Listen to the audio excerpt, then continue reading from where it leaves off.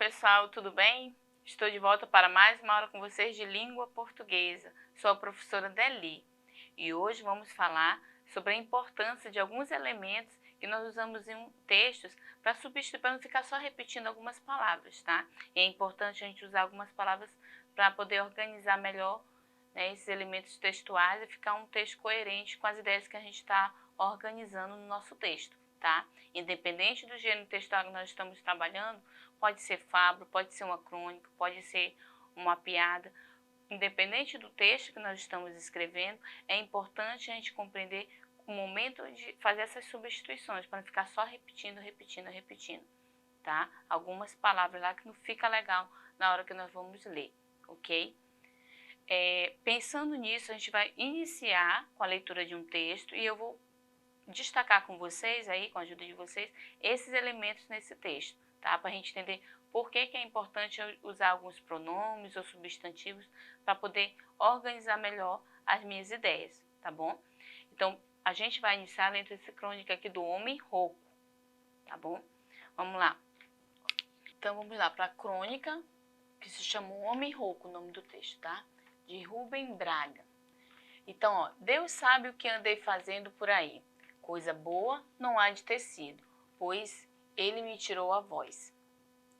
Ela sempre foi embrulhada e confusa. A mim próprio muitas vezes parecia monótona e enjoada, que dirá aos outros. Mas era, afinal de contas, a voz de uma pessoa. E bem ou mal, eu podia dizer ao mendigo, não tenho trocado. Ao homem parado na esquina, o senhor pode ter a gentileza de me dar fogo?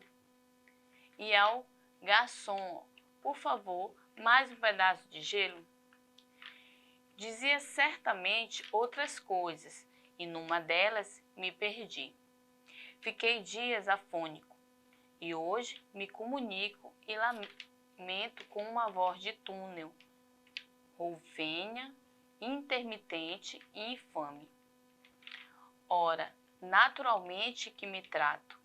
Deram-me várias pastilhas e um especialista me receitou uma injeção e uma inalação que cheguei a fazer uma vez e me aborreceu pelo seu desagradável jeito de vício secreto ou de rito religioso oriental.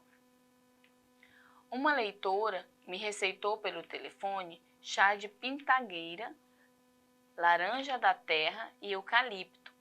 Tudo isso agravado por um dente de alho bem moído. Não farei essas coisas. Vejo-me à noite, no recolhimento do lar, tomando esses chás dos tempos coloniais e me sinto velho e triste de cortar o coração. Alguém me disse que se trata de rouquidão nervosa, o que me deixa desconfiado de mim mesmo. Terei muitos complexos? Precisamente quantos? Feios, graves? Por que me atacaram a garganta e não, por exemplo, o joelho? Ou quem sabe havia alguma coisa que eu queria dizer e não podia, não devia, não ousava, estrangulado de timidez, e então engoli a voz. Quando era criança, agora me lembro, passei um ano gago porque fui com outros moleques gritar Capitão Banana, diante da tenda de um velho que vendia frutas e ele estava escondido no escuro e me varejou um balde de água em cima. Naturalmente, devo contar essa história a um psicanalista, mas então ele começará a me escarafunjar, olha só, escarafunjar a pobre alma. E isso não vale a pena. Respeitemos a morna paz desse brejo noturno, onde fermentam coisas estranhas e se movem monstros e fomes e insensatos.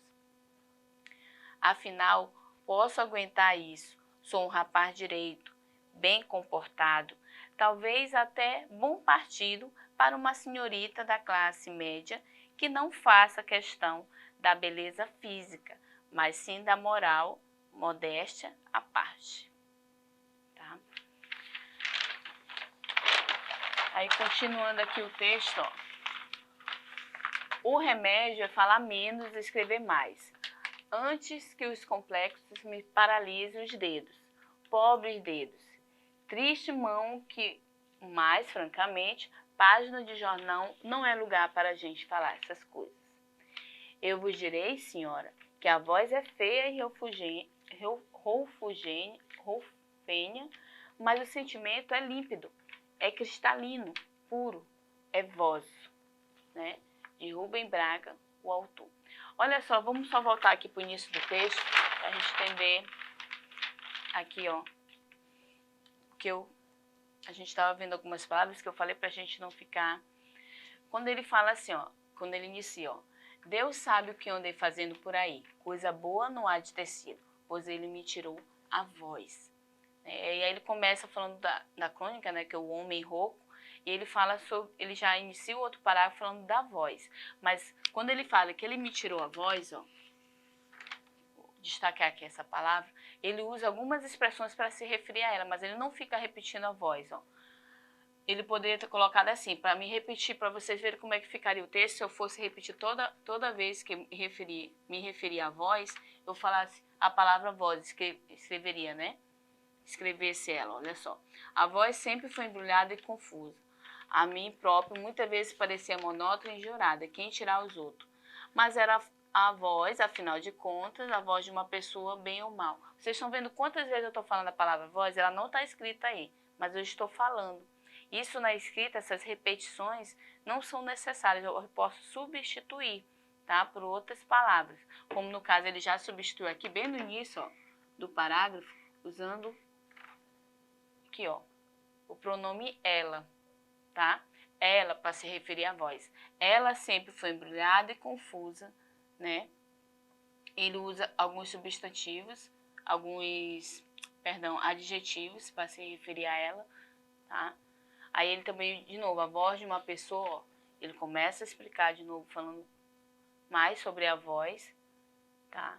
Aí dizia, certamente fiquei alguns dias afônico, o voz de túnel, aquele, de novo, ó, usa a expressão voz, mas para não repetir ela constantemente, ele usou o pronome ela aqui, ó, tá?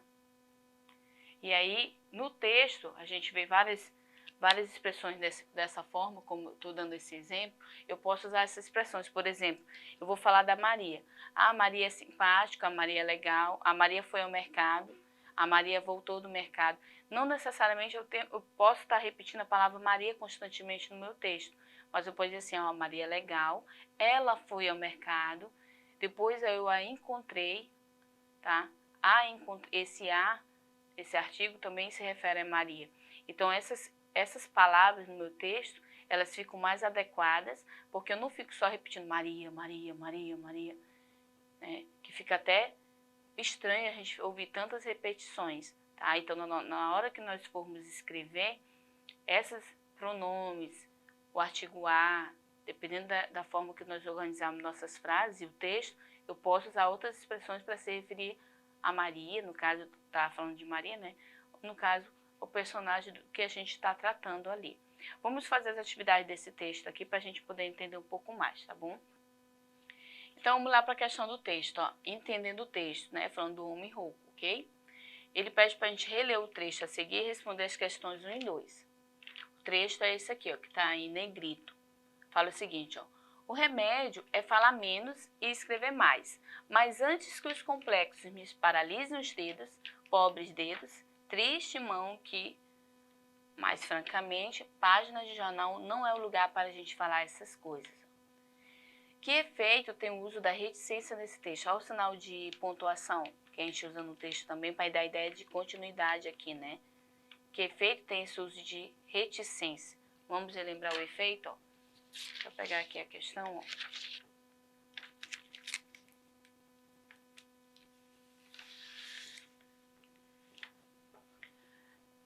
As reticências dão efeito de que o escritor interrompeu o que diria o que iria dizer. Na frase seguinte, o escritor esclarece que não considera adequado expor problemas pessoais em um jornal. Né? No caso, o texto escrito aqui em um jornal, ele está falando sobre os remédios, e ele dá a ideia, né? Considera que interrompeu o que ele iria dizer aí. Agora vamos para a questão 2, tá? Desse texto aí.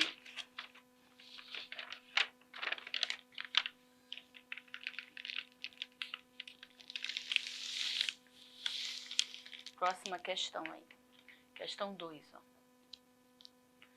A partir do trecho, que é o texto que nós vimos aí, ó, pode-se inferir que o narrador se recusa a tomar remédio. A gente entende que o narrador ele se recusou a tomar remédio, que o narrador ele é escritor, o narrador não gosta de escrever, ou o narrador tem problema na voz e nas mãos. É isso que a gente percebeu no texto? Que o narrador ele é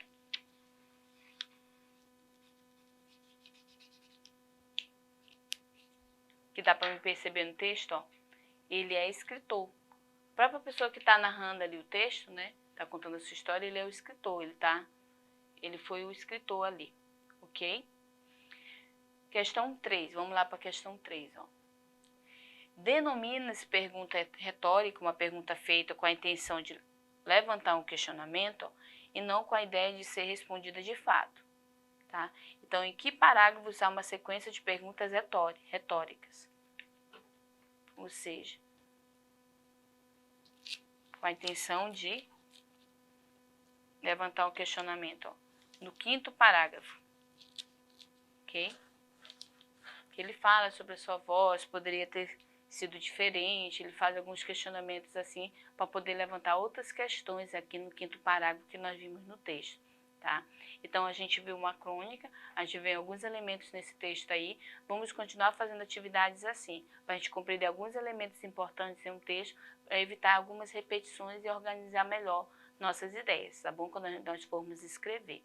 Fico por aqui e te aguardo na próxima aula. Não esqueça de acessar a plataforma Eduque, para você ter acesso a essa aula e muitas outras, tá bom? Tchau, tchau.